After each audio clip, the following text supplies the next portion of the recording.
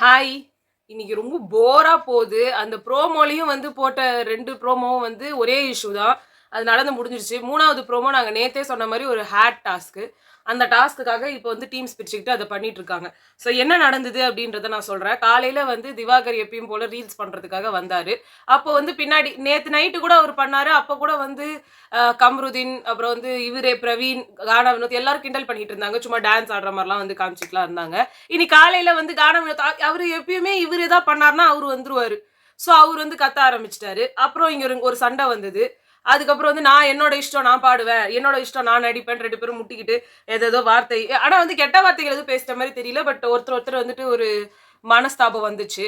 அப்புறமா வந்து இவரு வெளியில போய் நான் ஆக்ட் பண்றேன்னு சொல்லிட்டு போயிட்டாரு.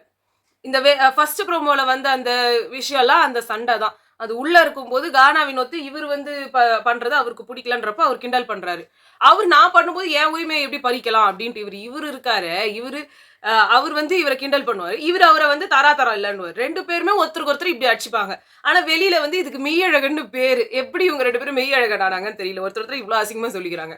சோ இவங்க 2 பேருக்கும் இந்த வார்த்தை வாய்க்கா வரப்பு தகராறு போயிட்டு இருக்கும்போது அங்க சபரி, விக்கல்ஸ், விக்ரம் இவங்க எல்லாரும் வந்து நாங்க இனிமே இதில தலையிட மாட்டோம். ஒரு தடவ நடந்தா பரவால்ல, 2 தடவ நடந்தா பரவால்ல. சும்மா நீங்க 2 பேரும் சண்டை போட்டுக்கிறீங்க. சும்மா அவர் பண்ணா வந்து கானா வினோத்க்கு புடிக்கல. கானா வினோத் மட்டும் தான் வந்து அவரு கானா வினோத்க்கு திவாகர் மட்டும் தான் கண்ல படுறாரு. திவாகருக்கு கானா வினோத் மட்டும் தான் கண்ல படுறாரு. சோ யாருக்குமே வந்து வேற ஒருத்தவங்க கிட்ட வந்து போனா பம்புறாங்க. அது நல்லா தெரியுது. அதுக்கப்புறமா வந்துட்டு யூனிஃபார்ம் வந்து எல்லாரும் போட்டிருக்காங்களான்னு செக் பண்ணுங்கன்னு சொல்லி பிக் பாஸ் சொல்லும்போது பிரவீன் வந்து பேசினார். பிரவீனே ஒரு என்ன சொல்றது ஒரு கேவலமான ஒரு தலையா தான் இருக்காரு. அவர் வந்து எதேதோ இவர் வந்துட்டு உங்களுக்கு வந்து இல்ல நீங்க வந்து என்னை விட ரொம்ப பெரியவர் அப்படின்னா நான் 88 நீ எப்படி நான் 92 நீங்க 88 அப்படின்ட்டு போனாரு பிரவீன். அவர் என்ன ஏஜ்ன்றத அவர் சொல்றது தானே சொல்லுவாரு. உடனே இவர் வந்துட்டு நீங்க கூட தான் பார்க்க 40 வயசு மாதிரி இருக்கீங்க அப்படின்னு வந்து திவாகர் சொன்ன உடனே உடனே வந்து என் வைஃபை இழுக்கிறீங்க நீங்க என் வைஃபை இழுக்கிறீங்க நான் சும்மா இருக்க மாட்டேன் பார்த்து விட்டுருவேன். அவர் அங்க வைஃபையே இழுக்கல, இவரா இழுத்துக்கினாரு.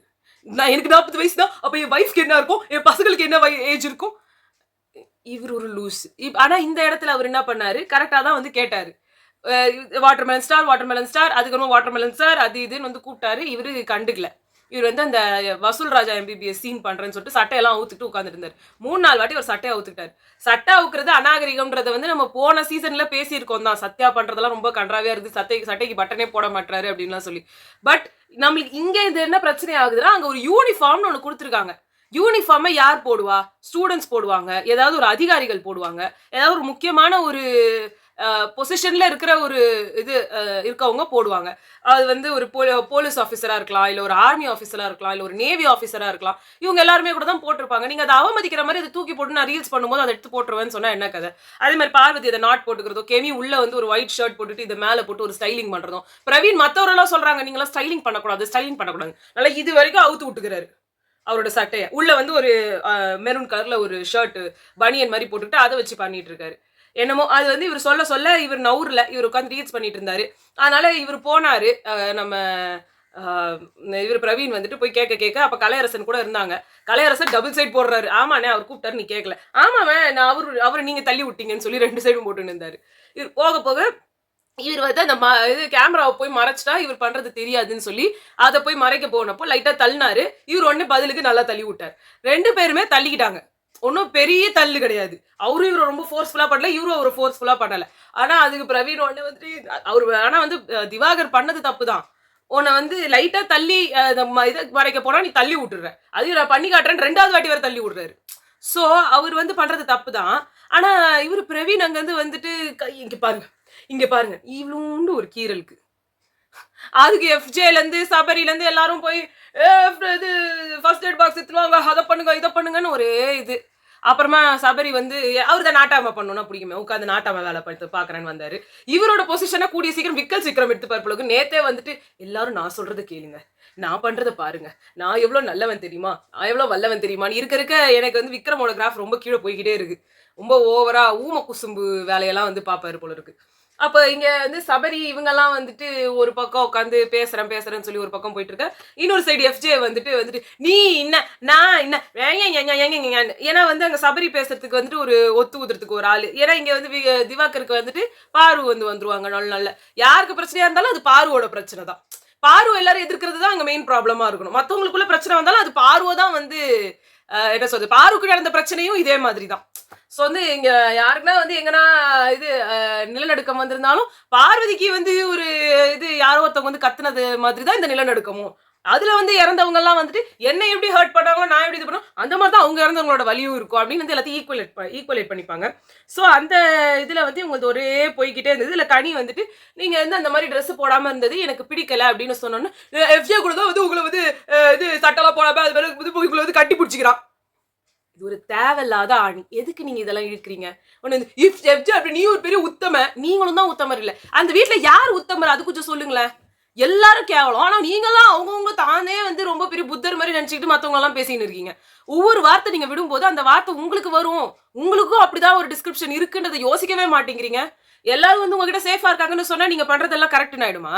ஈவ்டீசிங் பண்றவன் எல்லாரும் இருக்கும்போது அவனை பார்த்து பயந்து கூட சில பேர் வந்து சொல்ல மாட்டாங்க. இவன் வந்து என்ன வந்து கிண்டல் பண்ணான் அப்படின்னு சொன்னா என்ன வந்து அடிச்சிட போறான், பெரிய ரவுடியா இருப்பான், அவன் வந்து என்கிட்ட ஆளெல்லாம் வச்சு அடிச்சா நான் என்ன பண்ணுவேன்னு சொல்லிட்டு கூட எதுவுமே பண்ணலன்னு கூட திருட்டு சொல்லுவாங்க. அந்த வீட்டுல இருக்கிறவங்க எல்லாம் உங்ககிட்ட இருந்து வச்சுக்கிட்டு நாளைக்கு ஓட்டு வராம விட்டுருச்சுன்னா உங்களுக்கு எக்கச்சக்க ஓட்டு இருக்குது, எக்கச்சக்கமா கிளாப் வருது, சீசன் 7 மாதிரி உங்களை ஏதாவது ஒண்ணு சொல்லி எங்களுக்கு ஓட்டு போய் எங்களை நார அடிச்சிட்டாங்கன்னா என்ன பண்றதுன்னு கூட தான் யோசிச்சிருப்பாங்க. அதுக்கு நீங்க பண்றதுல கரெக்ட்லாம் ஆயிடாது. அங்க பிரதீப் மேல நிஜமா தப்பு இல்ல, ஆனா உங்க மேல நிஜமா தப்பு இருக்கு. இதை வேற கம்ருதீன் கிட்ட வேற போய் இவர் சொல்லி இருக்கிறாரு, நீ ஒரு லேடிஸ் கேஸ்ல வந்து மாட்டிட்ட, அது நீ வந்துட்டு உனக்கு தெரியும் அப்படின்னு சொல்லி. அவரும் வந்து ஒரு ஒழுங்கான ஒரு பர்சன் கிடையாதுதான். ஆனா வந்து எங்க பார்வதி வச்சதெல்லாம் வந்து தப்பான ஸ்டேட்மெண்ட் தான். அவர் அங்க தப்பா வந்து உங்ககிட்ட பேசியிருக்காருன்னா நீங்க இடம் ஏதோ ஒரு விதத்துல நீங்க வந்து அவங்க ஒன்ஸ் மோர்னு சொல்றாரு. அப்ப இதுக்கு முன்னாடி ஏதோ நடந்திருக்கு.